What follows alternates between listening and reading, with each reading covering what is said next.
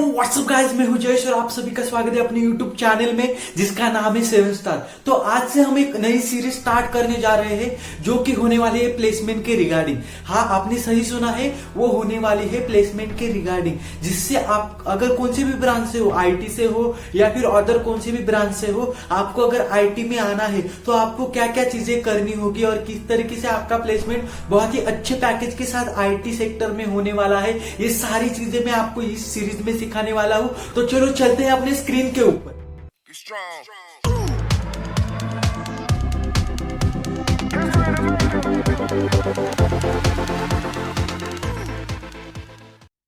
तो जैसे कि आपने देखा, ये जो पूरी सीरीज होने वाली है, ये होने वाली है अपने प्लेसमेंट के रिगार्डिंग। आप कौन से फील्ड से हो, कौन से ब्रांच से हो, ये मैटर नहीं करता। आप अगर ये सीरीज अच्छे से करते हो, एक और एक चीज आप नोट कर लेते हो, अच्छे से नोट्स निकाल लेते हो, उसे इंप्लीमेंट कर देते हो, तो आपका आईटी में प्लेसमेंट हो जाएगा विद एवरेज पैकेज। मतलब हम एवरेज पैकेज इसे कंसिडर करते हैं, मतलब 3.5 लाख से ऊपर और नियर अबाउट 7-8 लाख से बीच में, मतलब इसके बीच में जो आपका पैकेज है वो लगने वाला है, अगर ये आप अच्छे से कर लेते हो। और अगर आप ये अच्छे से इम्प्लीमेंट कर लेते हो और अच्छे से जो मैं आपको क्वेश्चंस प्रोवाइड करने वाला हूँ रिगार्डिंग प्लेसमेंट, जो प्लेसमेंट में टेक्निकल राउंड में पूछे जाते हैं, अगर वो आप हर एक क्वेश्चन कर लेते हो अच्छे से प्रिपेयर, तो भाई 100% गारंटी देता हूँ आपकी जो पैकेज लगने वाली है वो ना नियर अबाउट 7 लाख के ऊपर ही लगने वाली। इतना मैं आपको दावे के साथ कह सकता हूँ। तो चलो चलते हैं कि हमारे प्लेसमेंट के लिए हमें कौन कौन सी चीजें रिक्वायर्ड है। तो सबसे पहली जो चीज रिक्वायर्ड है वो है प्रोग्रामिंग लैंग्वेज। तो हमें प्लेसमेंट के लिए कौन कौन सी लैंग्वेज रिक्वायर्ड है, तो चलो हम देख लेते हैं। तो जनरली इंडिया की अगर बात करूं मैं, तो हमें C++, जावा और पाइथन रिक्वायर्ड होती है। ओके, सी लैंग्वेज मैंने इसलिए यहाँ पे इंक्लूड की है बिकॉज ऑफ आप अगर न्यू हो, फ्रेशर हो, आपको प्रोग्रामिंग लैंग्वेज इसके बारे में कुछ भी पता नहीं, 0% नॉलेज है, तो आप पहले अपना फंडामेंटल क्लियर करो। ओके, और सारी जो चीजें हैं फंडामेंटल्स रिगार्डिंग प्रोग्रामिंग लैंग्वेज, तो आपको सी लैंग्वेज में सीखने को मिलेगी। इसलिए मैंने सी लैंग्वेज यहाँ पे मेंशन की है। और इस सी लैंग्वेज की जो भी सीरीज है वो अपने ही चैनल के ऊपर अपडेट होने वाली है, लाइव होने वाली है। और ये जो पूरी सीरीज हमारे बनाने वाले हैं वो है विजय गायकवाड़। ओके, तो विजय गायकवाड़ ये जो सीरीज है सी लैंग्वेज की, ये प्रिपेयर करने वाले हैं। और उसी तरह से C++ में पूरा जो C++ लैंग्वेज है, डेटा स्ट्रक्चर है, एल्गोरिदम है, ये सारा जो कंटेंट कवर करने वाले हैं, ये कवर करने वाले हैं ऋषिकेश काड़े और मैं हूँ आपका भाई जयेश। तो मैं कवर करने वाला हूँ Java language. Okay, Java language मैं इसलिए प्रिपेयर करता हूँ प्लेसमेंट के रिगार्डिंग, क्योंकि जावा लैंग्वेज एक बहुत ही हार्ड लैंग्वेज भी नहीं है और बहुत ही मतलब इजी लैंग्वेज भी नहीं है, ये मीडिएटर लैंग्वेज है। अगर आप पाइथन की बात करें, मैं आपको रिकमेंड करूंगा कि आप अगर न्यू हो, प्रेशर हो, आपको सी भी नहीं करनी, तो मैं आपको रिकमेंड करूंगा आप सबसे पहले पाइथन भी मत करो और C++ भी मत करो, आप ना जावा की तरफ जा सकते हो। क्योंकि क्या हो जाता है कि C++ जो लैंग्वेज है वो थोड़ी सी कॉम्प्लिकेट हो जाती है और पाइथन जो लैंग्वेज है वो बहुत ही ईजी हो जाती है। तो इसलिए हमें स्टार्टिंग में बहुत इजी लैंग्वेज भी नहीं सीखनी चाहिए और बहुत कॉम्प्लिकेटेड लैंग्वेज भी नहीं सीखनी चाहिए। इसकी वजह से क्या होता है, अगर हम स्टार्टिंग में ही बहुत कॉम्प्लिकेटेड लैंग्वेज सीख लेते हैं या फिर हम मतलब प्रिपेयर करते हैं कि हमें ये C++ सीखना है, तो हमें कुछ जो क्वेरीज होती है या फिर कुछ क्वेश्चंस, डाउट इसी तरीके से होते हैं कि हमें वो समझ में नहीं आते, उसकी वजह से हम क्विट कर देते। इसलिए हमें स्टार्टिंग में ज्यादा हार्ड भी नहीं करनी। और अगर पाइथन की बात करें तो बहुत ही इजी लैंग्वेज हो जाती है। तो इसमें क्या हो जाता है कि आपकी जो लैंग्वेज है ना इजी होने के कारण जो बाकी की जो लैंग्वेज जैसे कि जावा है, C++ है, तो यहाँ पे हमें डेटा स्ट्रक्चर और एल्गोरिदम सीखने को मिलता है। तो ये जो लैंग्वेजेस है, तो हमें ये सीखने में बाद में थोड़ा सा हार्डनेस हो जाता है, थोड़ी सी मुश्किल दिक्कत आ सकती है। इसलिए हमें ज्यादा हार्ड भी लैंग्वेज नहीं लेनी, ज्यादा इजी भी नहीं लेंगे, हम मीडिएटर लेंगे जो कि है जावा, जो कि मैं आपको पढ़ाने वाला। ओके, तो उसके बाद ये लैंग्वेज तो हो गया, हमने अभी जावा लैंग्वेज यहाँ से स्टार्ट करेंगे। तो उसके बाद क्या हमें क्या सीखना चाहिए, जावा लैंग्वेज तो हम सीख लेंगे, उसके बाद हमें सीखना चाहिए data structure and algorithm.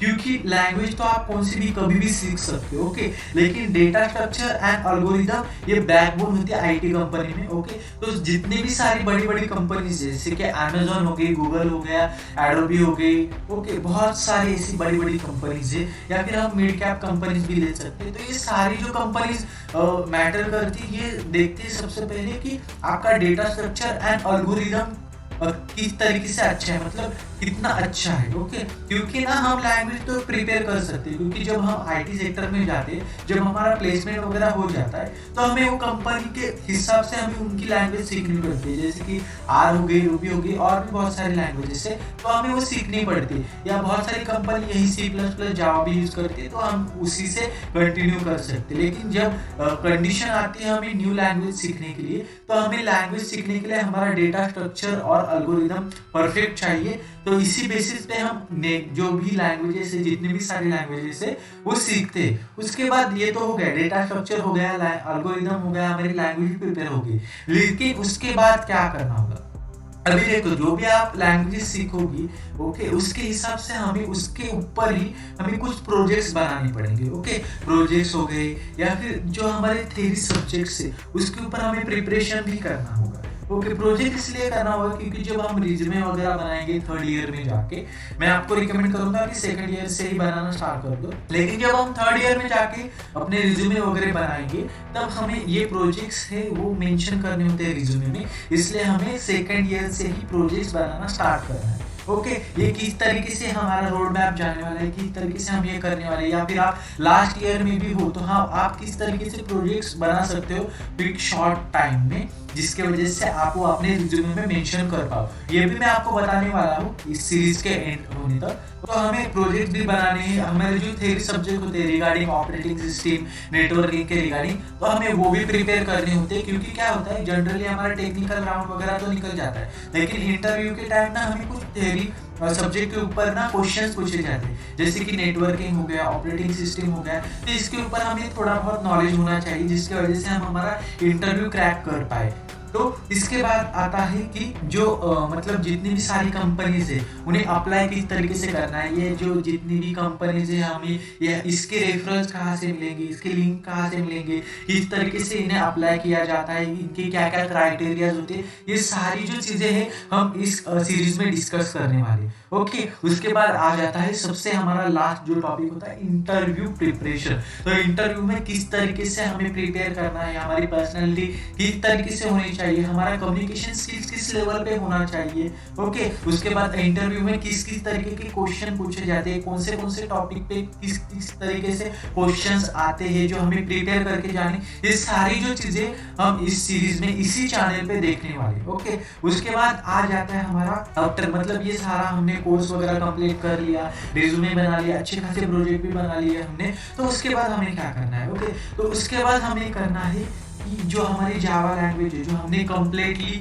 Learn की है, तो उसके ऊपर जो हमारा डेटा स्ट्रक्चर है, जो हमारे एल्गोरिदम्स है, उसके ऊपर जितने भी सारे क्वेश्चंस है जो हमें टेक्निकल राउंड में पूछे जाते हैं, जिसकी वजह से हम वो जो टेक्निकल राउंड है क्रॉस कर पाए, वो हम टेक्निकल राउंड अच्छी तरीके से पास कर पाए, हम क्वालिफाई हो पाए अगले राउंड के लिए। तो ये सारी जो चीज़ें हैं हम यहाँ पे देखने वाले। ओके, उसके बाद ना जो क्वेश्चंस होते हैं इसके ऊपर, जैसे कि मैंने बताया कि जितने भी सारे क्वेश्चंस है, जो प्रैक्टिस क्वेश्चंस है, नियर अबाउट मैं आपको बताना चाहूँगा हर एक प्लेसमेंट के लिए आप कौन से भी ब्रांच से, अगर आपको आईटी ब्रांच में स्विच करना है एंड आईटी ब्रांच में आपको एक आईटी कंपनी में प्लेसमेंट लेना है, तो आपको ना एक मैंने सेपरेटली 400 क्वेश्चन, मतलब 400 क्वेश्चंस मैंने निकाल के रखे। उस 400 क्वेश्चन में से एक भी क्वेश्चन ऐसा बाहर का नहीं आता, तो हम ये पूरे कोर्स में वो क्वेश्चंस भी रिव्यू करेंगे। अगर पॉसिबल हो तो सारे ही क्वेश्चंस हम प्रैक्टिस कर लेंगे, अदरवाइज मैं कुछ क्वेश्चन यहाँ पे आपको सॉल्व करके दिखाऊंगा और कुछ क्वेश्चन में आपको एक्सरसाइज में दूंगा,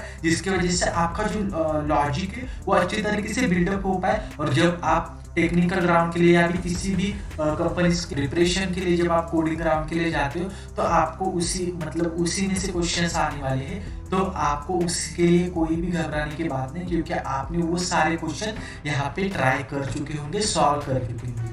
ओके, उसके बाद गाइडेंस अबाउट नेक्स्ट डे, मतलब ये हमारा हो गया, हमने प्लेसमेंट भी कर लिया, सारा कुछ क्रैक कर लिया, इंटरव्यू सब कुछ क्रैक कर लिया, कोर्स वगैरह सब कुछ हो गया। लेकिन उसके बाद क्या है, जब हमारा प्लेसमेंट हो जाएगा उसके बाद हमें क्या करना है, हमें कितने टाइम हमें जॉब करनी है कंपनी में, हमें किस तरीके से परफॉर्म करना है, किस तरीके से हमारा एजुकेशन होने वाला है कंपनी में, हमारे डोमेन्स कौन कौन से होते हैं, हम किस डोमेन में जाना चाहिए, ये सारी जो चीज़ें हैं, मतलब आफ्टर प्लेसमेंट हमें क्या क्या करना चाहिए, कब हमें कंपनी स्विच करनी चाहिए और किस तरीके से करनी चाहिए, ये भी गाइडेंस हम अपने चैनल पे आपको प्रोवाइड करेंगे। ओके, उसके बाद आ जाता है हमारा प्री रिक्विजिट। तो इसके अंदर क्या देखने वाले कि मतलब हमें देखो, ये जो कोर्स है, हम ये जो सीरीज करने वाले हैं, ये जो पूरी प्लेसमेंट की तैयारी करने वाले, तो इसके लिए हमें कौन कौन सी जो चीज़ें हैं वो रिक्वायर्ड मतलब लगने वाली है, जिसके वजह से हम ये जो पूरी जो सीरीज है हमारी, ये जो पूरा हमारा गोल है कि हमें ये प्लेसमेंट क्रैक करना है,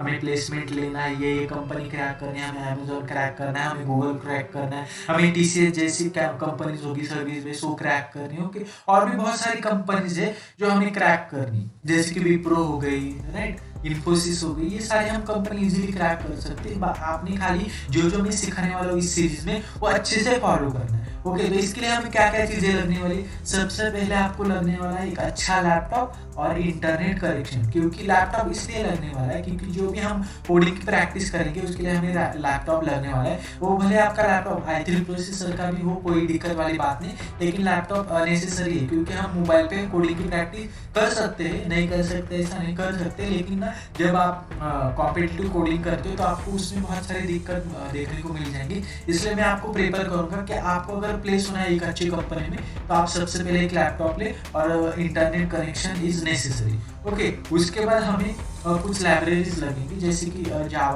जावा एडिटर, मतलब जावा लैंग्वेज के लिए हमें कुछ टेक्स्ट एडिटर वगैरह लगेंगे, और लगेंगे कुछ लाइब्रेरीज जैसे कि JDK फाइल वगैरह हो गया। ओके, जावा का तो लाइब्रेरीज किस तरीके से इंस्टॉल करनी है और कौन कौन से कोड एडिटर से हम कौन कौन से कोड एडिटर्स यूज़ कर सकते हैं और कौन सा कोड एडिटर हमें पर्सनली यूज़ करना चाहिए। जनरली मैं तो VS कोड और सबलाइम टेक्स्ट एडिटर यूज़ करता हूँ, वैसे मैं आपको बताऊँगा भी कि कौन कौन से कोड एडिटर अच्छे। ओके, तो उसके बाद हमें लगने वाला है नोटबुक और पेन। नोटबुक और पेन इसलिए लगने वाला है बिकॉज ऑफ क्या होता है, हम जितना भी कंटेंट सीखते हैं तो हम कुछ टाइम आ जाता है कि हम वो भूलने लगते हैं, तो इसकी वजह से हम उसकी प्रॉपर नोट्स निकालें। लेकिन नहीं तो बहुत सारे मतलब होते हैं बंदे, वो क्या करते हैं, नहीं मुझे नोटबुक और पेन की कोई ज़रूरत नहीं, मुझे नोट्स निकालने की कोई ज़रूरत नहीं है क्योंकि मुझे सब कुछ याद रहता है। तो इस तरीके से नहीं होता, हमें नोटबुक और पेन इसलिए भी चाहिए होते हैं क्योंकि जब हम लास्ट टाइम जो प्रिपरेशन कर रहे थे हमारे प्लेसमेंट के टाइम, हमारे कोडिंग प्रैक्टिस के टाइम, तो हमें वो सारी वीडियो देखने या सारा कंटेंट फिर से रिवाइज करने में बहुत सारा टाइम लग जाता है। इसलिए जब हम उस पर्टिकुलर चीज़ की या पर्टिकुलर जो हमारा चैप्टर उसके नोट्स निकाल के रखते हैं तो हमें वो बाद में रेफर करने में बहुत आसानी हो जाती है। इस वजह से हमें नोटबुक और पेन लगने वाला है। तो उसके बाद मैंने जैसे कि बताया कि कोड एडिटर हमें कौन कौन से लगने वाले हैं, जैसे कि मैंने आपको बताया विजुअल स्टूडियो है और ई-क्लिप भी है, तो मैं आपको रेफर करूँगा आप विजुअल स्टूडियो ही यूज़ करो।